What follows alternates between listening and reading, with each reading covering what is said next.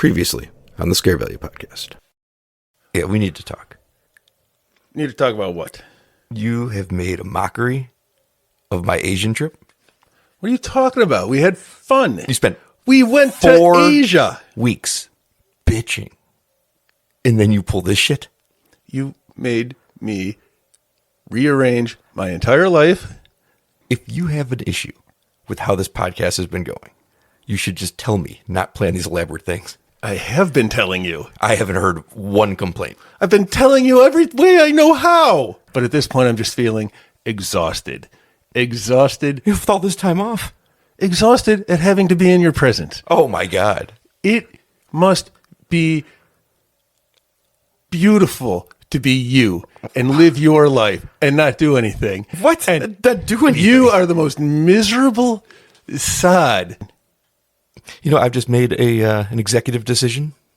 After our successful trip around Asia, we're gonna do something different in August. We're gonna do 4 weeks of watch-alongs. Fuck you.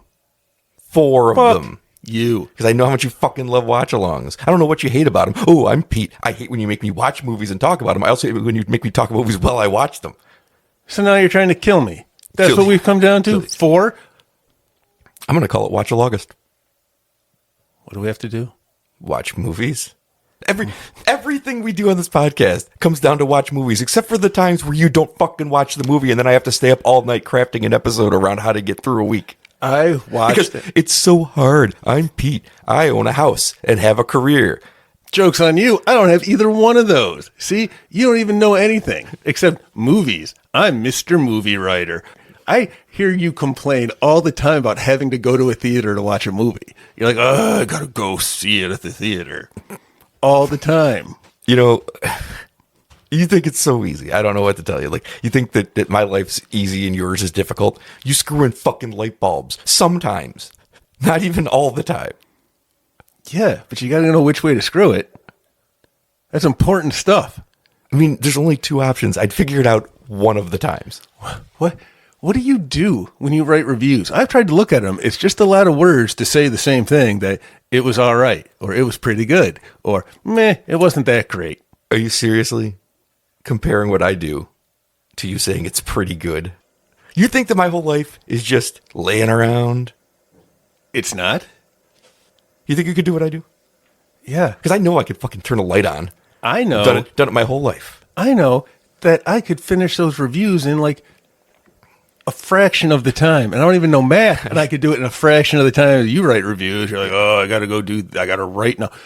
It's a simple thing. It's a very simple thing. Anyone could do it. I think that you have a very shallow understanding of my very shallow existence, which makes it really embarrassing for you. Oh, yeah? Yeah. And I know that you're like, oh, I have to deal with coming home and teaching my kids to read or some such. They read better than you do. I don't even have words. No, I know. That's why they read better than you. Oh, you think it's easy raising 2 children? The way you do it, yes. I make jokes, but you don't have a single clue of what goes into it. I mean, I think I can handle it. If you could, let me put it bluntly. If you could do it, I could do it. Yeah. Yeah. And you know what? I wish I could have your life for just 1 week.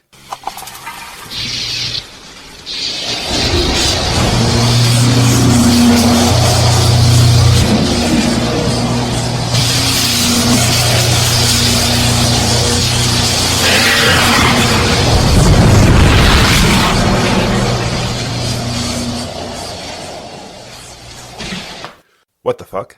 Hi, Pete. Did we just switch bodies? So what do we do now? I guess we could watch Freaky from 2020 and cover it on the podcast next week. I am so sick of you putting the podcast before everything else.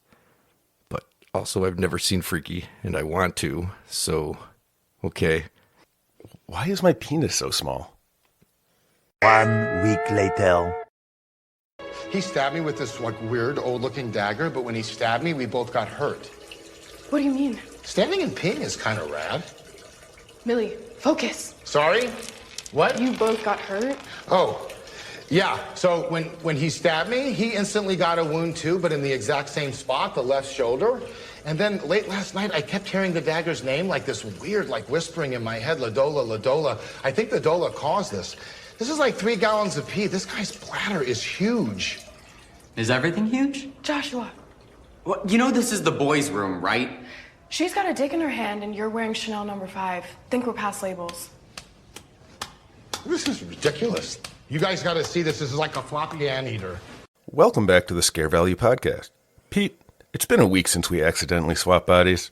I can tell by the look on my face that it hasn't been a fun time for you. No, it hasn't. I don't know what's worse, that I spent the week in your body or that you spent the whole week in mine. Neither one makes me very happy, Bryan. Well, the simultaneous wish that caused us is set to expire soon. Not sure why we decided to record an episode before we switched back, but here we are. With any luck, recording this episode will distract us until it happens. I don't remember what time it happened exactly, but I think we only have about an hour left. Thank God. Anxious to get back in your own body? Well, I will say waking up and being able to see everything around me without having to go through a process of sticking my hand in my eye is kind of a gift that I'll miss, but that's about it. It's pretty great, right? I didn't realize how blind you actually were, and having to wear glasses all the time is annoying. But that's the only thing I'm going to miss, Bryan. Because I could see the world, but it was your world. And that is a lonely, dark, and sad place to see. What do you do all day? I review movies for ScareValue.com. No, really, what do you do all day? It takes time. You have to watch things and think about them and write them down. And this is a fulfilling life for you? Pass. Well, were you able to fool Kitty and my kids all week? I'll be honest. No one seemed all that interested in what I was doing. Anytime I had to talk to someone, it wasn't a big deal. It helps that I've known you for 30 years. I consider myself a real pedophile. Any trouble on your end? I did not see another living person for the entire week. God, I missed that. Okay, well, how did work go? Right. The light bulbs. Electrician stuff. You didn't go, did you? Oh, I went. I drove all over Western New York. You had a lot of work lined up. Something about a backlog? Anyway, yeah. I went to all these places and I'd find the problem, and then I had no idea what I was supposed to do about it. So I told them the part I needed was on a different truck and I'd be back next week. What? Turns out, I owe you an apology. Screwing in light bulbs is harder than writing movie reviews. Do you know how many weeks of work you've set me back with your bullshit trip to Asia and now this? 6 weeks. Actually, it's 6 weeks, yeah. What did my brother have to say about it? Oh, I didn't answer the phone or return text messages. Hello, I'm supposed to be you. Anyway, nice quiet week for you? I didn't do anything. For the 6th week in a row, I didn't do anything. Then what are you always so angry about? That sounds amazing. For you. It sounds amazing for you. Because you love to do nothing. There's nothing you love more than nothing. I've been losing my mind since the 2nd day. I like to do things. I like to feed my crows and grow my vegetables and receive paychecks because I go to work. I like to go shopping and cook dinner and get high while I pretend to clean the garage. You know, you could have done literally any of those things in my body.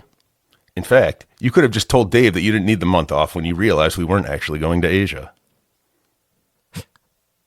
I am so angry right now. I can't even look at you. You're not looking at me. Let's just get to the movie. I think Freaky is easily one of the better body swap movies out there. I took the opportunity to rank the 10 best ones. Of course you did. Number 10, Like Father, Like Son, with Pete's favorite actor and person, Kirk Cameron. He had a friend named Boner. Number 9, 18 Again, with George Burns. Haven't seen it. Number 8, The Change-Up, with Jason Bateman and Ryan Reynolds. Haven't seen it. But that's Deadpool and Bateman. Number 7, The Hot Chick. Haven't seen it. Number 6, Prelude to a Kiss. Oh, yeah. That was on HBO a lot. Alec Baldwin falls in love with an old man. Yeah, that's kind of right, actually. Good job. Number 5, Vice Versa, with Fred Savage and Judge Reinhold. He presides over Animal Court. Number 4, Freaky Friday from 1976 with Jodie Foster. The same year as Taxi Driver, doing a Disney family comedy and the movie that made John Hinckley Jr. shoot Ronald Reagan the same year. Haven't seen either of them. You've never seen Taxi Driver? I saw the remake. There wasn't a remake. It's called Uber Driver. Number 3, Suitable Flesh. I saw boobies, but not Barbara Crampton boobies. No. But I've seen those too. Number 2, Freaky. Haven't seen it. Just kidding. I watched your movie. And number 1, Freaky Friday, the Jamie Lee Curtis one. That is a good one. Yes. I just ranked it the best one.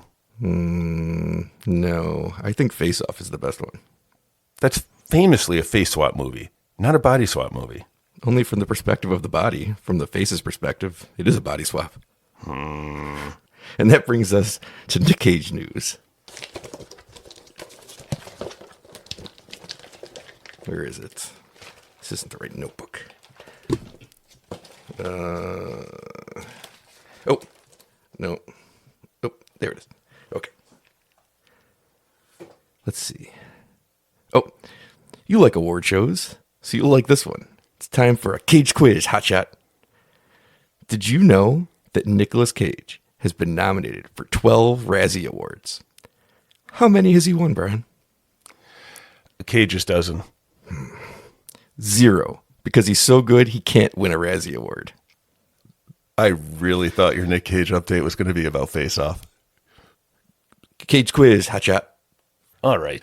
Freaky was co-written and directed by Christopher Landon as his follow-up to the Happy Death Day movies. As I've mentioned before, he is the son of Michael Landon from Little House on the Prairie, Bonanza, and I Was a Teenage Werewolf. I don't remember you saying that, so...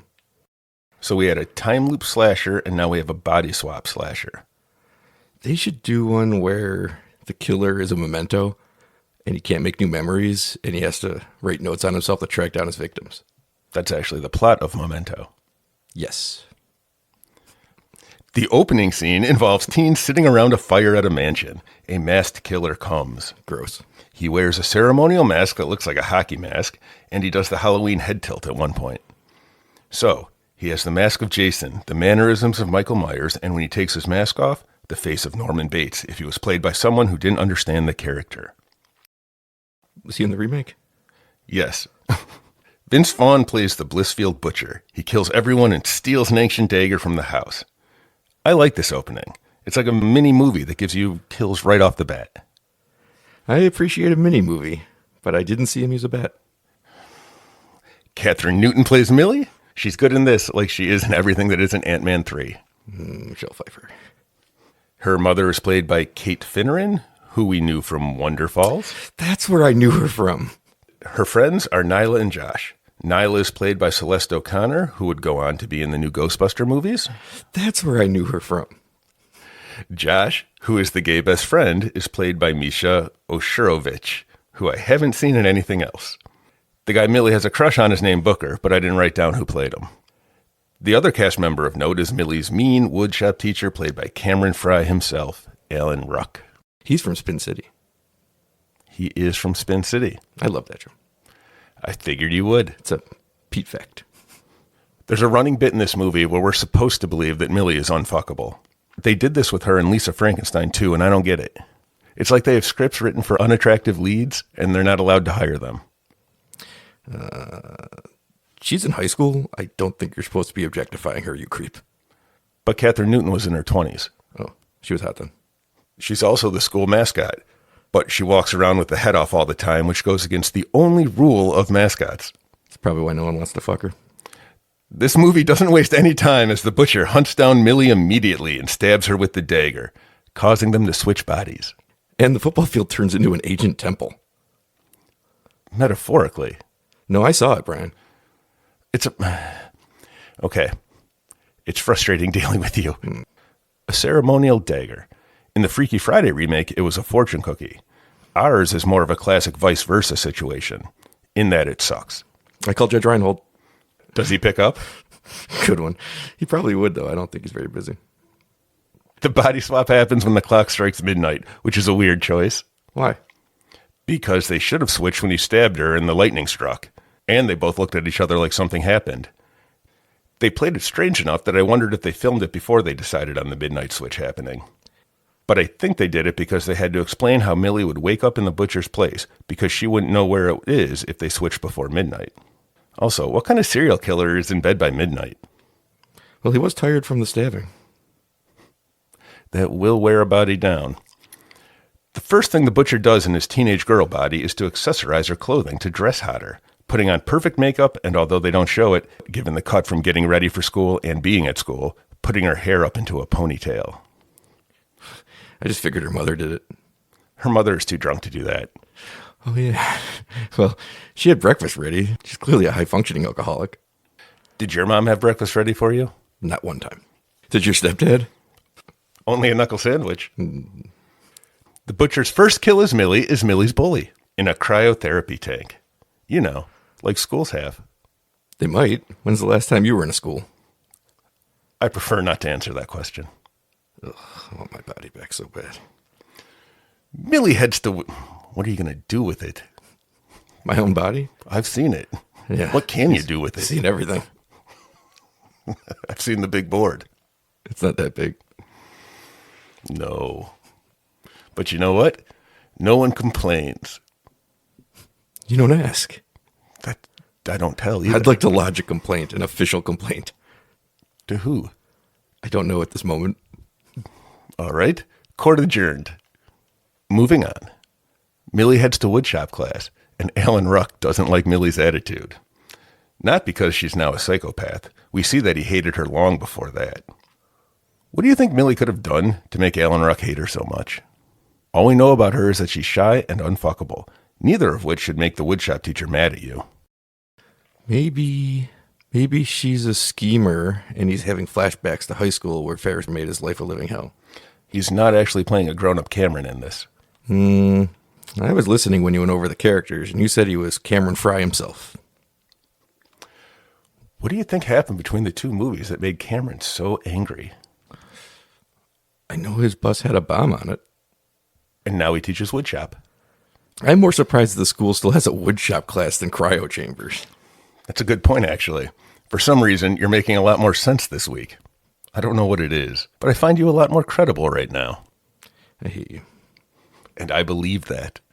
Anyway, the butcher tries to explain to Millie's friends that she's really Millie in the butcher's body. They catch on pretty quickly. Can you... All right. That sentence made very little sense because I don't know if you're talking about Vince Vaughn playing a teenage girl or a teenage girl playing Vince Vaughn. All right. I'll just refer to them as her actor names from now on. When I say Catherine Newton... Who? When I say Catherine Newton, I'll be talking about the butcher in the girl's body. And when I say Vince Vaughn, I'll be talking about Millie in the butcher's body. Until they switch back. Spoiler. All right, go ahead. Vince Vaughn and Millie's friends quickly learn that they only have 24 hours before it becomes permanent. Which bummed me out the first time I watched this, because watching Vince Vaughn play a teenager and Catherine Newton play a psychopath is a lot of fun. But now the movie is going to be concentrated on reversing it instead of playing with it more. They still play with it for a while. Yeah, but I didn't know that the first time I watched it. I did. Catherine Newton fights with Alan Ruck, but now she's in a weaker body so he can toss her around. She stabs him with the screwdriver and then slices him in half with a table saw. I did like that part, though, because she's a little girl and he could toss her around. I guess he should have listened to Ferris and skipped school that day. I don't get it. You son of a bitch. Vince Vaughn goes to buy clothes where Millie's mom works, and she falls for him immediately just by talking to him through a changing room door, which is weird, because that's her daughter. She's probably drunk. Well, she did work retail. I suppose that is the way you have to handle those things. And she's depressed because her husband died, I think. I think they mentioned it once. I really wasn't paying attention, if I'm being honest. Did her husband die? Yeah, he did. Catherine Newton lures Booker away to kill him. Who's Booker? Booker is the guy that she likes. Oh. But Vince Vaughn shows up. Vaughn knocks Newton out and accidentally knocks out Booker, too. Who's Booker? They tie Newton to a chair at Josh's house and explain things to Booker. But the dagger was taken. Oh, Booker. The dagger was taken to evidence lockup at the police station.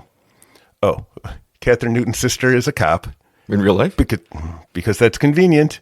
And I don't think I mentioned her before, but just don't bring it up again. Just know who she is. And Booker is the guy she likes. Yeah, obviously. Josh has to stay behind with Newton while the others try to get the dagger. Nyla goes into the station while Vaughn and Booker stay in the car.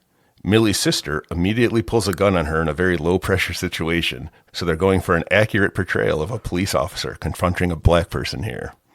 But she's holding the dagger. She was holding an evidence bag with the dagger in it. That's not what the police report says. That's accurate. These next scenes are, well, I don't know how we're supposed to feel about them, honestly. They go for some low-hanging sexual identity fruit, but the scenes are genuinely funny. It is low-hanging. I heard the clip at the beginning. Vaughn and Booker talk and get closer, and Booker finds himself attracted to him, and they make out. Meanwhile, Josh's mother comes home and sees Newton tied to a chair. Josh tells his mother that they're role-playing a sex game and that he's straight. Newton laughs at the idea through her taped mouth. That was funny. Yeah, she's great in this movie. She has to play it mostly silent with just facial expressions, but she nails that character. What do I know her from besides Lisa Frankenstein in the Bad Ant-Man movie? Blockers. Oh, yeah. She was fuckable in that one. She was a teenager when she made that. Yeah.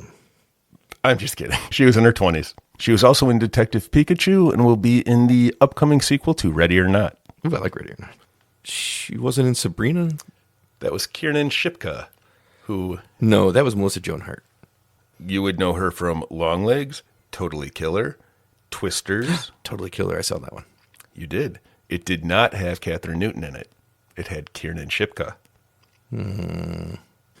Eventually, they get the dagger and lock up Millie's sister, but they're running out of time. Katherine Newton kills a few jock assholes. Okay, I want to say something about the Butcher. Okay. The Butcher only kills people who give Millie a hard time. He's only killing bullies and a teacher who is threatening his students and a guy who is clearly going to commit sexual assault. He's taking out the worst people at this school. This whole ordeal is just making Millie's life better. Okay, so he's the good guy? Is this another Fly situation where you defend the piece of shit character? He's not the piece of shit character. He kills all the piece of shit characters. And that makes him good. Well, maybe it's more of a gremlin situation. Oh, he's liberating the school from the bad people? Okay, I can see it. It's a weird choice in a way because they keep giving the character confrontations where you root for the Butcher. It would have been better if he was killing the friends and family so there were higher stakes. But then we wouldn't have the characters for the sequel. They didn't make a sequel to this. I thought you said it was coming this week. No, I said there's a sequel to Jamie Lee Curtis's Freaky Friday coming out this week. What are you doing when you're supposed to be listening? What? Vince Vaughn stabs Katherine Newton with the dagger, and they swap back. Police, always quick to shoot people, take down the Butcher because someone yells at them to shoot. The Butcher, of course, is not dead. He escapes an ambulance and goes to Millie's house. He fights off Millie, her mom, and her sister. The three women take him out for good, and the movie abruptly ends there. The end. All three characters get the payoffs to their story arcs. The mom is a drunk who gets to break a liquor bottle over his head. The sister loves to shoot her gun poorly and inappropriately, and she gets to fire after he steals her bullets. And Millie has learned the two most valuable lessons she needs to save herself. She's had the strength inside of her all along, and men's balls are very sensitive things that can be very painful for them if kicked. That is a lesson that I've learned as well. That is a lesson that we should all learn, regardless of the size of our genitalia. Mm-hmm. This movie works because Vince Vaughn is committed to the bit. He's very funny. Newton is great as the quiet psycho killer. I wish it had more to say about the final girl killer dynamic than it does. They do a surface level switch to showcase the performers and do some fun kills, but it doesn't do any deep thinking on the archetypes at all. What did you think? I think it's time for a credit check. Okay. Did you know this movie had a honey wagon driver? And they don't always have honey wagon drivers, but I'm seeing them pop up a lot. There was a 3D animator. I don't know if that means everyone else was in 2D, but this guy was in 3D. And Bryan Douglas was still photographer. I guess there must have been some dispute. So in the credits, they really wanted you to know that he was still photographer.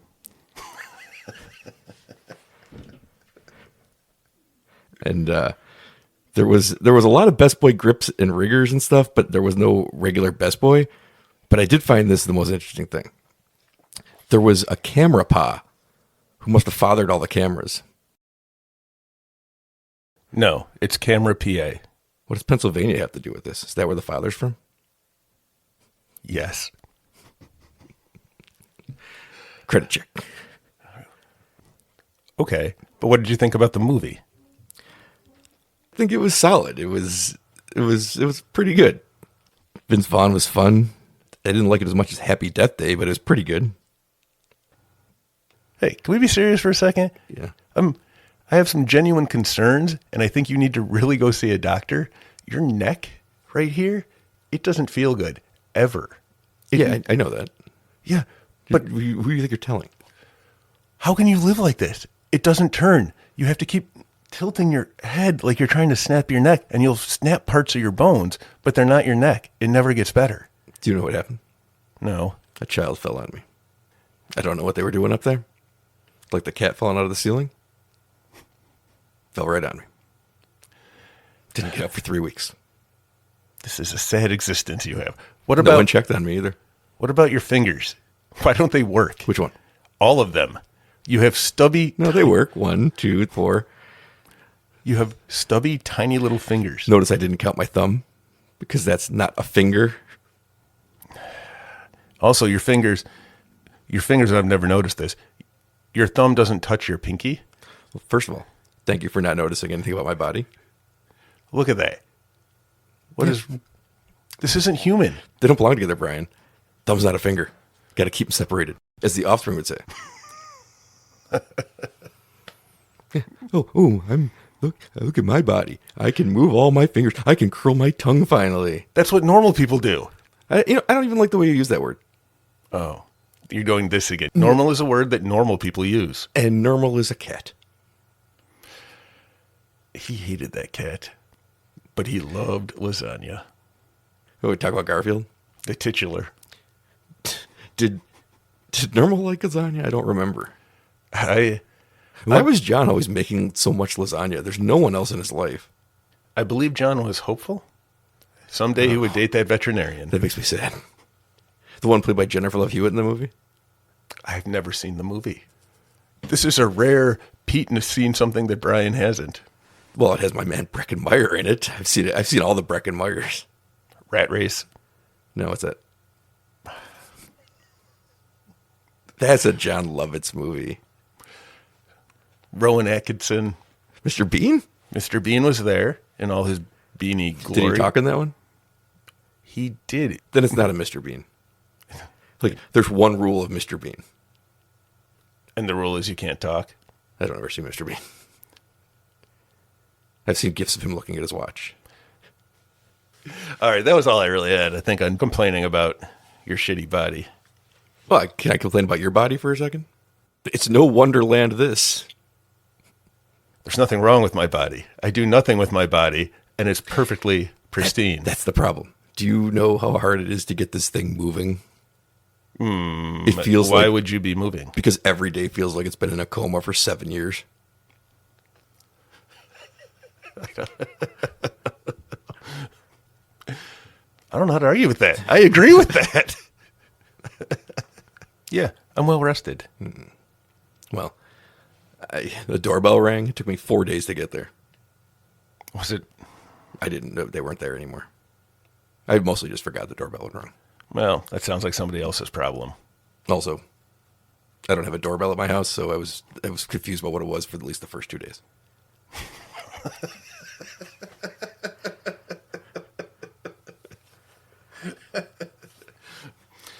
Business as usual, I see. Actually, that reminds me. You got some packages to your house that you must have ordered before we switched, and I opened the packages, and I won't say publicly what's in the packages. Get a girlfriend, man. Which packages came? Because I might already have one. No, I didn't sign for that. What was your favorite part of the movie? I liked the part where... What is my favorite part of that movie? I liked Vince Vaughn's 100% commitment to the character. He was funny in a way that I don't think he's been on screen in quite some time. It's weird that they cast him, because when you think of him like a comedy guy. But then when he switches, you say, oh, yes, that's why they've cast him. And I thought it was fun how Lisa Frankenstein was the killer. She was good at it. But he was funny because he could play so over the top effeminate and it's not offensive because he's actually a woman. The doctor was a woman. It was pretty solid. I thought the kills were fun. They did some good kills right from the beginning with those teens. The little movie within a movie is a nice way to introduce you to a movie. Right? Had that. What did he do? There was like a tennis racket to the head. There was like a bottle down the throat. There was a girl who hid in the closet and then got out of the closet even though he didn't find her, which was a reason that was a choice that was particularly strange to make, given that she had a safe spot that was clearly safe. Yes, he had no idea. They did have, and I'm surprised you haven't mentioned it, a lateral bisection of the Alan Ruck. After you see the Done and Terrifier, it's not the same. Which one came out first? It was Terrifier. That one, like 4 years beforehand. Okay. And it's just so funny that like that movie did it better with $20. Well, they actually cut the girl in half. The saw cost $20. Worth it. Cinema verite. That's not what that means. What does it mean? No, it does. It's variety cinema. Moving on. Any thoughts about what I said about it not diving into the concept of the final girl and killer in any meaningful way? Yes. I don't know what you're talking about. That's my thought. He wasn't trying to comment on anything, though. It was just a fun movie. Like, I don't know why you think everything always has to have some deeper meaning to you. It doesn't have to. I just think that a movie where a killer and a final girl switch lives should inherently include some commentary on the subject. I think you're exhausting. All right. Now I'm annoyed with you. Oh, yeah? Yeah, because you have to discuss movies, because this is a movie discussion podcast. No, it's not. You're right. It's not. It can't be, because you are incapable of discussing movies. No. It's not a movie discussion podcast because what it really is an excuse for you to force someone to talk to you once a week because it's the only human interaction you have because everyone else you know grew up and have actual lives. Wow. I'm sorry. All right. You really fucked me over the last month and I feel like you don't even care that you did it. You just care that we get this fucking podcast recorded. It's fine. You spent 7 days in my shoes. You're certainly entitled to your opinion. But let's turn that visually impaired eye in the other direction for a moment. Okay. Your wife makes you live in the basement. Yeah, because of you. Because you pretended we were going to Asia for a month. Your children treat you like a punching bag and don't take you seriously at all. I've been punched in the dick more times this week than even the world's most sadomasochistic person could possibly enjoy. Yeah, that one's on me.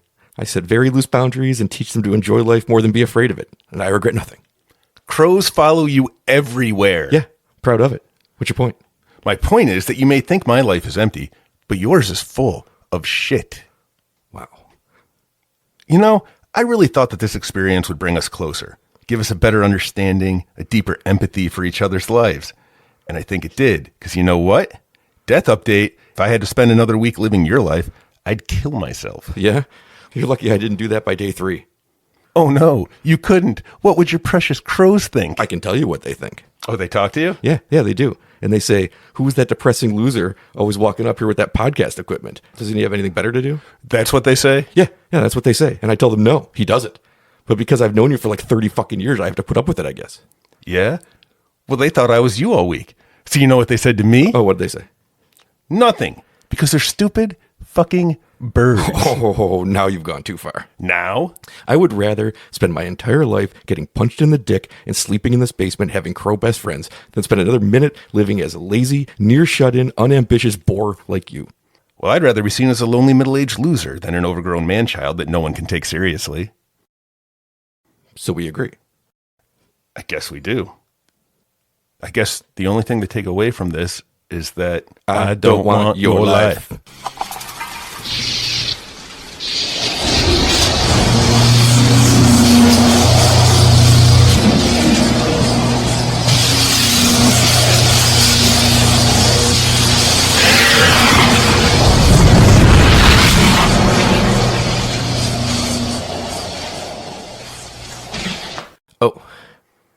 we appear to be back.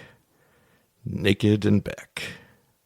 I really should have brought a change of clothes. I didn't think that went through. So,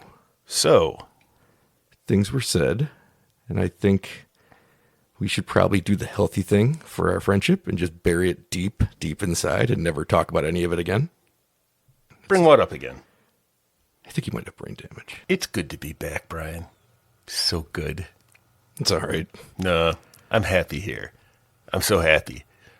But you know what I did do last week when I was in your body? I don't know if I want to know what you did when you were in my body. Yeah, you do. You do. I know you do. I saw Superman. I saw Superman too. They have a sequel already?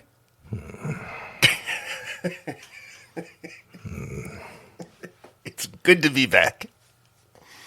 Guess who's back? What'd you think of Superman? I liked it. I've been trying to get Kitty to see that since before we switched, but she has no interest at all. But no, I'm sorry. What she keeps saying is, "Oh, I can wait till it comes to video, or I can watch it at home." I mean, you can. I can't argue with her logic. Yes. So you had no problem taking my body to the movie theater alone? No. Yeah, it's there a lot. No. You know what they didn't have, and I was looking for it, is those $80 popcorn buckets. You seen those? It's of what's his face? Who's the guy who eats the world? Galactus. That's a different movie? Yeah, but it's at the theater. The Superman bucket only costs $50. Did you buy the Superman bucket? Did you use my money to buy the Superman bucket? You haven't looked in your closet yet, have you? I'm here. I like Superman. Yeah, I like Superman also. I see how I did it that time. So I couldn't let you interject like a fucking asshole. No. I also like Superman. It actually rekindled a love of comic books that I haven't had in a while.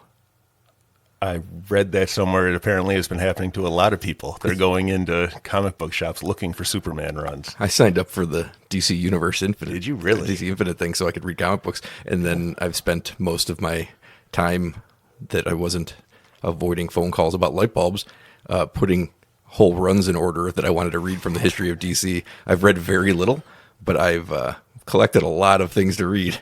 All right, so you didn't do my job and you didn't read the comics. Not yet, no. Okay. Good to know that you used your time wisely. It takes like full days to go find every Swamp Thing appearance. I have the whole run, the Alan Moore run, but I don't have every appearance. It's pretty cool. I got really into, I think because they made the movie in a way where you're just seeing the whole world. It's not just a Superman movie. There's stuff going on everywhere. There's more characters. And it's not overcrowded. It's not. No, that's what I was worried about, and it really wasn't. It was like a full-on Superman movie. It's just that it gives you glimpses of like this bigger DC universe that is 10 times more interesting. No, because negative times 10 is just a bigger negative. Oh, the Snyderverse we're going It's towards? the most interesting that DC has been since Nolan Batman, which wasn't even a DC world. That was just Batman. But that's the peak of me being interested in DC movies. And then now it's like, holy shit, I really am interested in this entire world. Characters I didn't even know a lot about. I'm interested in all of them. And that's why I started, signed up for the thing so that I could start reading the comics again. I did start reading a series eventually, but there's like a lot. It's very overwhelming. Oh yeah, and I think I'm in the same boat as you. I've never cared about DC. No, but I thought about it because there's a Marvel one too, and I was looking at them and I was like, outside of the Daredevil runs that I've already read and some Fantastic Four runs that I've already read, like, am I really? Because I'm not that into X-Men. You were into X-Men. Yeah. And it's confusing as shit to me to try to look at it anyway. The problem with X-Men is, and I assume a lot of X-Men in particular, it is a giant soap opera that they have yearly crossover events, it seems now, and it's just too much. I don't need, every summer to buy every comic in the Marvel universe to follow a story. Well, that's the thing. If you no, that's Ben Grimm. That is Ben Grimm indeed. You think back on top right now. Back on top. Well, no, not really. It opened less than Superman did. Because it's got the Marvel stink now. Being a Marvel movie is no longer a good thing. Which is weird because I saw Thunderbolts and it was great. But I did not, you might have noticed, did not mention I went to see Fantastic Four, and I can't help but notice you didn't either. And I want to see it. I do want to see it. But at the risk of sounding like your wife, I can wait for it to come to home video. It's got the stink of Marvel. Marvel's had too many disappointments. It's not just disappointments. It's just bad movies. That's not even what bothers me because, I did skip Thunderbolts, but I did finally see Thunderbolts when it came out on VOD or whatever, and I liked it a lot, a lot. And I was like, I'm kind of hyped up for Fantastic Four. It's got a different aesthetic, feels like it's a whole different world, so I don't have to know any of that stuff. And like, I know it all anyway, but I don't have to care about that stuff. And I was excited about it. But then I saw Superman. That's what's killing it for me. This is honest truth. I got closer to going to see Superman a second time with Fantastic Four in theaters than I did to go see the Fantastic Four, which makes fucking no sense. But I got hyped up on the DC world in a way where I kind of don't care that much about the Marvel world right now. I'm there with you. There's tons of problems with the Superman movie. It's not like this perfect movie, but it really made me interested in the world in a way that I've never been with DC. Because like you mentioned, we were Marvel kids growing up, but I was also a Batman guy. This guy, whoever he was, I thought his Clark Kent was great. Yeah. I thought it's probably the best I Clark wish they Kent. used it more though. Yeah, because he spent a lot of time as Superman. And a lot of the times he's Clark Kent, he's dropping the act because he's with Lois. That's true too. He's got like one scene of him spilling coffee on himself, and how I could really I like his relationship with Jimmy. You can tell they're just best buddies, and there's so many little details that are like they just feel like it's full out of a comic book. The whole world feels like it's full out of a comic book in a way that I've never seen a movie feel like before. It gets back to, which I didn't know I was missing, and I didn't realize I kind of like it. It was Superman saving people in the middle of the fight. He saves a squirrel at one point, and it's like, yeah, the person next to me in the theater, she cheered when he saved the squirrel. Well, we've talked before, like we kind of find Superman as a boring character. This was the best Christopher Reeve was the best performance of Superman, but this is the best world they've built for him, where I was like, he is kind of interesting. That moment where he's like, where first of all, what a shitty thing Lois says, like it's just a dog. Like, fuck off, bitch. But he's like, yeah, he's not even a very good one, but he's probably scared and alone. And I was like, fuck, that's awesome. Superman's going to go save that dog. And I was so into it, where I was like, they really got this character in a way where that's interesting to me now. Nobody's ever made Superman interesting to me except for Christopher Reeve. But it was mostly not Superman. It was his Clark Kent that was interesting to me. He's the best Clark Kent by far. Honest to God, I like that I understand Superman better now because I like this twist that they give him for his parents and the parents. And their I didn't hate it either. I thought I'm like, you can't retcon these kinds of things, but it works. I see a conflict in him now, like what he was supposed to be versus what he was raised to be versus like. There's a lot of conflict in Superman. So every time he chooses to be the best he can be and try to do the most good. And I loved the 30 seconds of Supergirl. It gets me really excited for a movie of hers because her arc's obviously going to be from depressed, drunken girl to hero. And I'm here for that because Superman didn't have to have an arc because we get a fully established Superman right away. I don't even know. She was supposed to be his like babysitter, right? That's why she was sent to Earth, but she was somehow... She got there slower. But she was older when she left, so she has the pain of losing things she remembers. Yeah. And that makes me really curious if they're going to dive into her. She does have memories of Krypton. So, it must be just his parents that are like, go colonize the Earth. Because if the whole society was like that, she probably would have mentioned it at some point. Yeah, that's true. Because that's why she's messed up. Because she remembers the family she lost. She remembers the world she lost. Or maybe she's messed up because she is supposed to be a colonizer, but she doesn't want to be. And Clark isn't. Oh, that's true. It's different for her than it is for him. She would have to give all the births. I didn't even think about that. That would suck to be her. Is the end game of what the parents would want to be for him to fuck his cousin? And then they can have actual Kryptonians? That would be weird.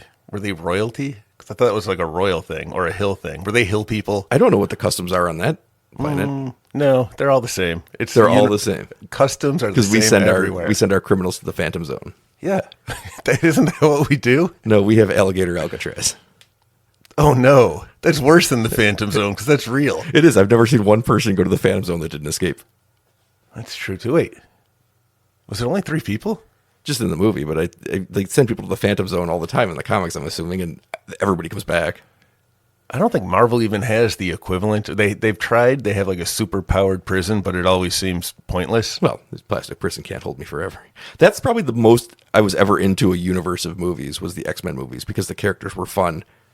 There was fun interactions between them, and there's some bad movies in there, and I'm sure there's some bad movies in this too. But that's probably the most I was ever into.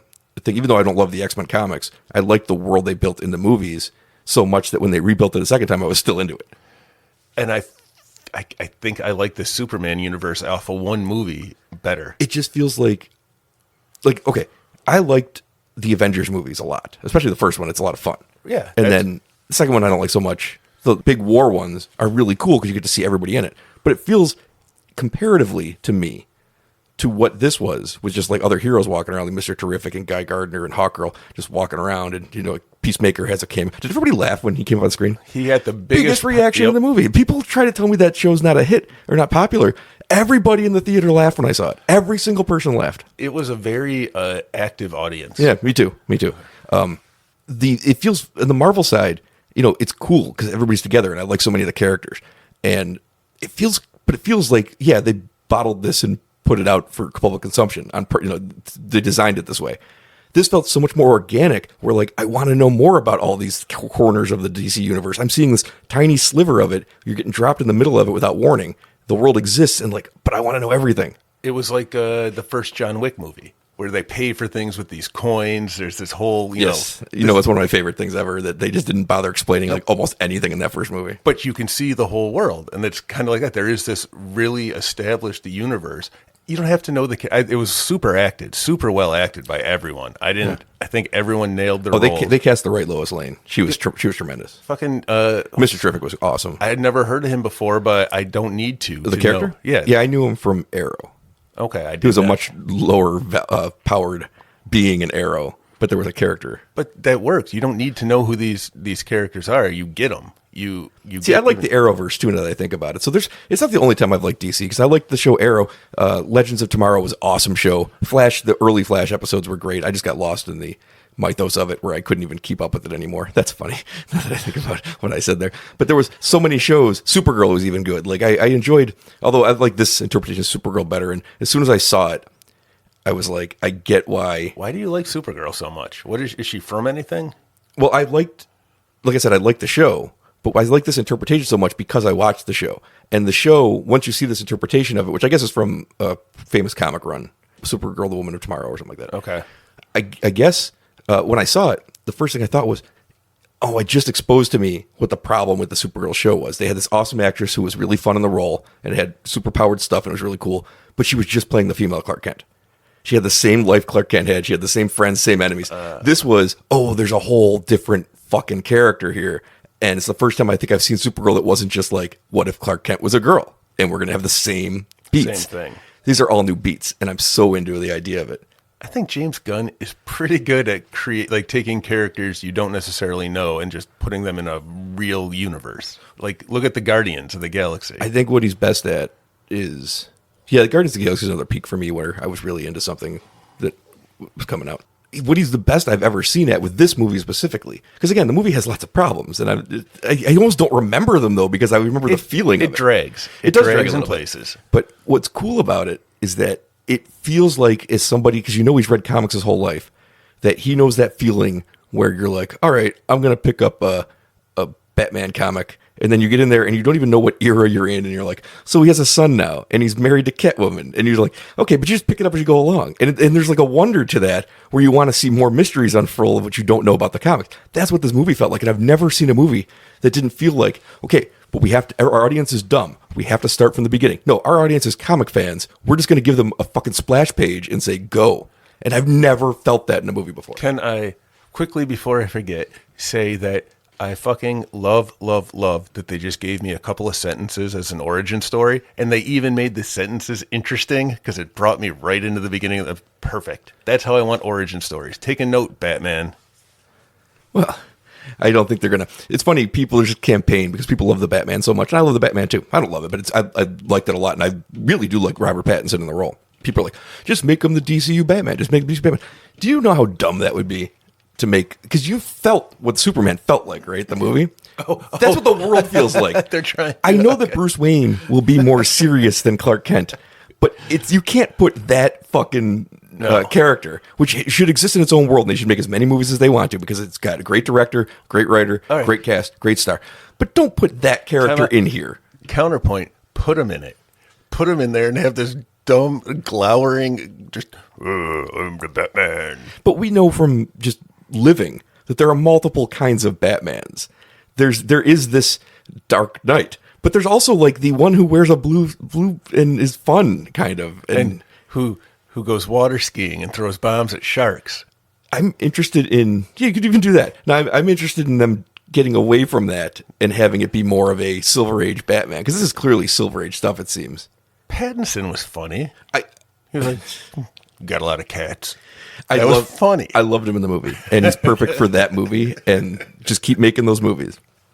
But leave this shit alone. Like, get a different Batman. It'd be really cool to have another Batman. He says he's working up to an event, and nobody's guessed what it is, or nobody knows what it is. Okay. I wonder, because they always do the same events. They always do Infinite Crisis. TV show did it. They did Invasion. TV show did it. They did Flashpoint. TV show and the movie did it. I don't know what they're going to do. I know what I'd want them to do. What? I want them to do Kingdom Come. That's the Alex Ross? Yeah. Mark Waid, Alex Ross. And I love Kingdom like Come. Old, where superheroes are just everywhere now, and it's like chaos because they're all reality stars and just jerks. It's my favorite event that they've done. But he's such a weird guy. It doesn't fit the temperament of what he does. That's a much James darker. Gunn? Yeah, it's a much darker story. I was just gonna say though, He's probably got some weird thing from like the 70s. I can't even think about. There's darkness mixed in with all of it. Sure. Lex Luthor's fucking darker than he's ever been in this movie. 100%. He's great. He's great. That guy, and there's genuine peril too in this movie. Did you ever stop and think about how many awesome things Nicholas Hoult has been in? While I was watching Superman, I sat there and said, Nicholas Hoult has a giant string of fun movies. He's Beast in some awesome X-Men movies. He's Nux on Fury Road. He's Zombie in Warm Bodies. There's like another big one. He was in Renfield, which was in The Menu. The Menu is another great one. Like, he makes a lot of fun. You can't call them all genre movies, but you want to call them genre and superhero movies and action movies. He makes a lot of fucking fun shit. And he's great in all of them. And you can like compare his Beast to Nux, and compare Nux to Renfield, and compare Renfield to Lex Luthor. Menu guy. He's completely different characters all the time. Lex Luthor. This was He's like our most underrated actor. Well, oh, happy to be back in that body. Oh my God, yes. No, Nicholas Hoult, the cast, Lex Luthor was good. Who else? Oh, Nathan Fillion. Yeah, he's great. He's great. Does he do everything now with James Gunn? He's the little Easter egg guy who's going to make sure he can pop up. He had a bigger role in this. He's going to be in Peacemaker Season 2 also. I think I heard that somewhere. Yeah, Nathan Fillion's great in it. Everyone's great in it. There's no part of the movie that I didn't like. Even parts where I thought, okay, that's not my favorite part of the movie. There's no part of it where I wasn't like interested in what was going to come next. Do you know what my favorite part of the movie was? Crypto? He was good. When Superman is in like the handcuffs and he's getting taken to the Phantom Zone and he's walking along that beach there. That's not the Phantom Zone. Well, whatever it is. It's the Phantom Zone. It's the negative land. Anyway, my favorite part was Superman's because you could clearly see it through his shorts as he was walking. I was blown away. Like, it should have had a little cape on it. That's how well you could see it. You look like a little Superman too. I didn't notice it, and I was watching. There's no way you didn't notice that. I didn't notice, and I was watching in 3D. Oh boy, I think I have to go back and see it in 3D. Yeah, I almost went back to see it in 4DX, and I kind of regret not doing it. It's still out, isn't it? Not in 4DX. Oh. They got Fantastic Four in there, and I'm not that interested in it. I am interested. I like the Galactus story. I want to see Galactus. I like Silver Surfer. I love Pedro Pascal. I love because everyone does. And I've heard nothing but good things about it. I'm For gonna some like reason, it. I can't get invested enough to go see it. And I bet you it's like, I think I enjoyed the hope that Superman had. Like, it's a nice, hopeful movie. Yeah, for the future of DCU. But for me, too. That's where most of the hope comes from. They're like, wow, Superman restored the hope. I'm like, yeah, that they don't make shit, dark, glowering movies anymore. Well, I think I remember after Avengers came out, the first one, how much I enjoyed that as a breath of fun after the seriousness of the Nolan Batman movies. And I kind of like that. Wasn't that Iron Man? Iron Man came out like the summer of The Dark Knight. Was that Iron Man? For some reason, I think it was. Oh, yeah, you're right. Maybe that was when did Avengers? A few years later. No, I think it was Avengers. Iron Man was the start of it. Yeah, but Iron Man had started in the Captain America movie. Like, Marvel had blown up big by the time the Dark Knight Rises had come out. Yeah, but each of those movies didn't have that comic book look that Avengers had. I feel like Captain America, the first Avenger, definitely had it. Did it? I feel like it definitely felt more like a comic book than anything until basically this movie. Oh, Guardians of the Galaxy 2 is just those are different comics. I'll have to go back. I don't know what my I like the first Captain America. I like the Marvel movies more than I like the Marvel comics at this point because I think they've done such a good job casting the characters. Where like I've never been interested in Bucky in my life, but like I do love watching Bucky now. Like I don't know that the comic's going to make me care about it any more than I already do. Like, are they going to make me care about Guardians of the Galaxy more than the movies are? I guarantee they don't. I'll tell you who's super cool in the X-Men comics these days. It's Mr. Sinister. Oh, yeah. He's awesome. I feel like the reason I was a Marvel kid is because they had the best marketing. Everyone collected the cards. And X-Men was the biggest thing in the world in the 90s because of how old we are, because that's when the reboot started. And the TV, the animated and the animated show. And I feel like DC was always lagging behind in all of those things. But this might be their first time where they're like, there's kind of a step forward here where I'm way more interested in DC than Marvel. And I can't, except for Batman, which is almost its own thing. Agreed. Batman's always been like number one. And then like the X-Men are with him. The only reason I know DC characters is through Batman stories. Me too. And this made me want to see them through a different angle, which is the only time that's ever happened. And when people want to, shit on aspects of the movie, go right ahead. But you can't shit on how I felt walking out of that theater because I was like, I want to live in that world. I'm probably going to see that movie before I see the Fantastic. I'll see it again. Like and it's no digs. I'm going to like the Fantastic Four when I see it. I know I am. It's everything I want to see. But man, I want to see Superman again. But when you watch it this time, look for that bulge. Oh, I'll be looking. You can actually kind of see it all the time, but you really notice it there. Yeah, I had fairly high expectations because I love the Guardians of the Galaxy movies, and I love Slither, and I like it. There's really makes movies James I like. Gunn is pretty solid, but I didn't expect to feel the way I felt about the world that he created, where all I want to do is like I can't believe I have to wait a year for another the next movie. Glimpse into it. Well, no, because Peacemaker will come out and the Lantern show will come out. Oh, there's a Lantern show? Yeah. I did not know that. Looks like a True Detective kind of style show where two of the Lanterns are solving a Lantern mystery. Looks pretty great. What else did I hear? Something's coming out. Who's the Sandman? Clayface. Yeah. I guess that one's a straight up horror movie, according to Gunn, which is exciting. They're making a Clayface. They're making a Swamp Thing? You never did watch that show, did you? No, Pete. I started watching the show. You could have come back in. I will eventually. I've been starting to think about rewatching it again. So wait until I start. I'm going to wait until you start, and then I'm going to start. I'm going to let you get like 2 or 3 episodes in, then I'm going to start you back at 1. Yeah. I think there is a Swamp Thing movie going on. Supergirl's next. It's like next June, I think. Yeah, next June. And then Clayface's after that should be next fall. Spooky season, maybe. Yeah. And then I think there's a Swamp Thing from James Mangold, who made Logan. Oh. And that's a good tone for Swamp Thing, honestly.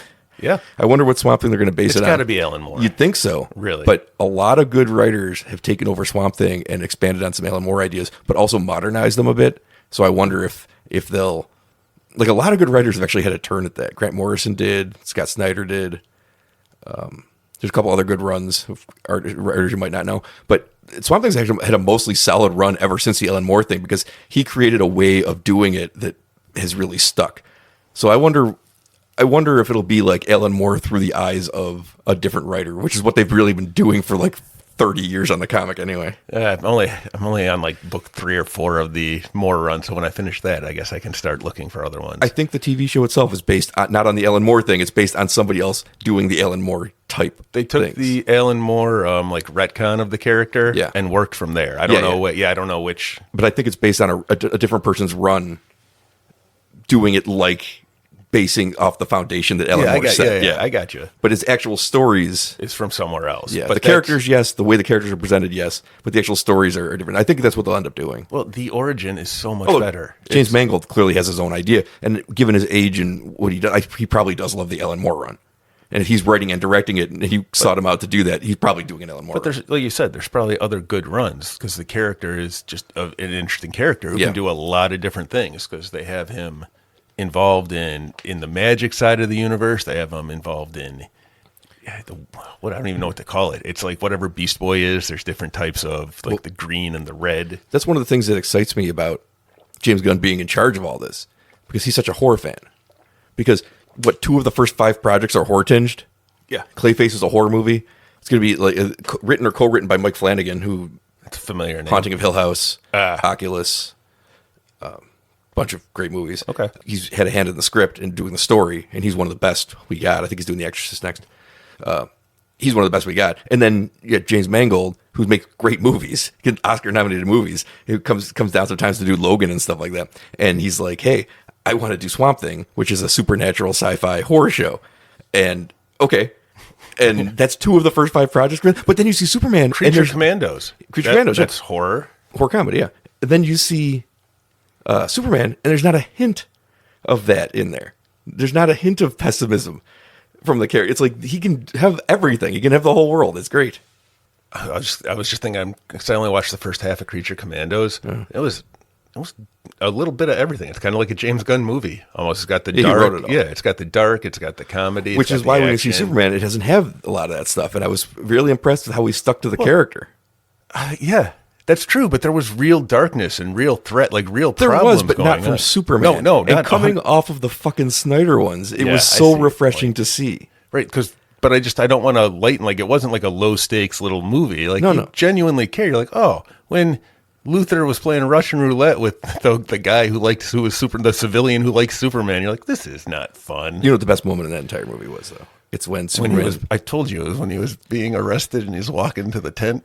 It's right before my favorite line where he says he's going to go save the dog, where they're talking, but in the background, the Justice Gang is fighting a kaiju. And Lois is like, do you have to go take care of that? And he's like, no, they got it under control. It's my favorite moment in the whole movie because, like, it allows this beautiful action shot to play out in the background while they have, like, an interesting conversation in front of it. And you didn't have to be bored listening to their conversation. You could go look at the background. Yeah, they put that in there for people like you.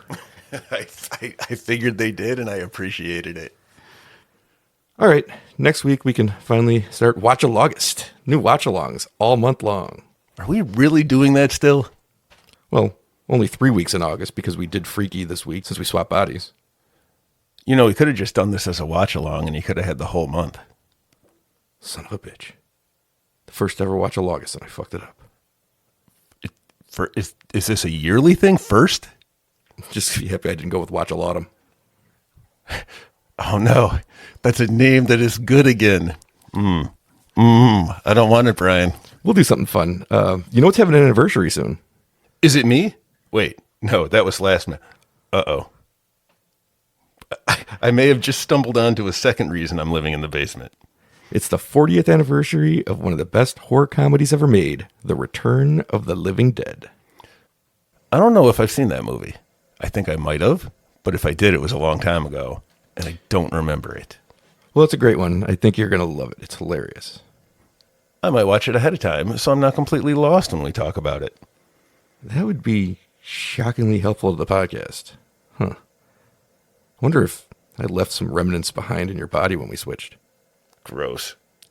I wonder if you left anything behind for me. Oh, no. What? Why is my penis so small?